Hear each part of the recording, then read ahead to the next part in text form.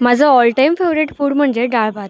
बनतो सुद्धा अगदी झटपट आणि टेस्टला तर कमालच लागतो म्हणा. आणि ही अशा पद्धतीने बनवलेली डाळ ना खरंच खूप छान लागते. पहिलं तुरीची डाळ स्वच्छ धुवून त्यात थोडं पाणी आणि हळद टाकून ना शिजवून घेतली. त्यानंतर गरम तेलामध्ये मोहरीची फोडणी दिली. त्यात बारीक चिरलेला कांदा टाकला. कांदा अगदी मंद आचेवर नरम होईपर्यंत चांगला भाजून घ्यायचा.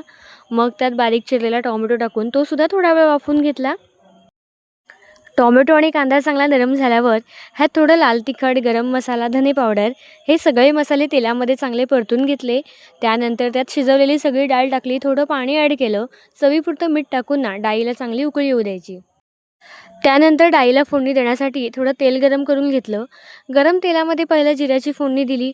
त्यात बारीक केलेली लसूण टाकली, हिरवी मिरची, थोडं लाल तिखट आणि लाल मिरची, थोडा कढीपत्ता टाकला आणि हे सगळं गरम गरम डाळीमध्ये ओतलं.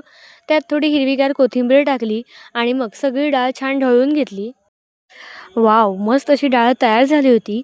मग काय डाळ भात असं छान जेवण केलं. तुम्ही सुद्धा या जेवायला. बाय.